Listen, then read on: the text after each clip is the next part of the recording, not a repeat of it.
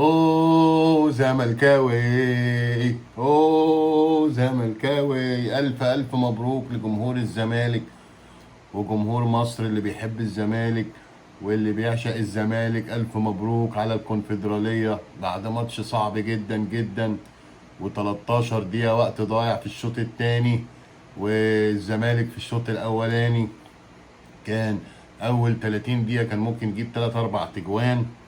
غلب 1-0، وكالعادة طبعا لازم يعذبنا معاه ويتعبنا ويعلي ضغطنا. والحمد لله ألف مبروك الكونفدرالية.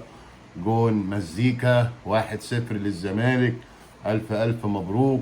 مش هنقدر نتكلم فنيات دلوقتي، طبعا الماتش كان صعب، ونهضة بركان فريق مش بسيط وحاول، بس الحمد لله غلبنا 1-0 بالعافية.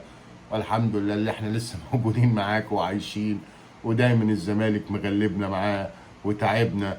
ألف ألف ألف مبروك، وعقبال الأهلي إن شاء الله يوم الحد الجاي، ونبارك للأهلي وجمهوره تاني برضو إن شاء الله. ماتش الترجي مش هيبقى صعب إن شاء الله، والأهلي هيفوز. مبروك زملكاوي. أوه ارقص يا شيكا، ارقص يا شيكا. على السلامة أعزائي المشاهدين.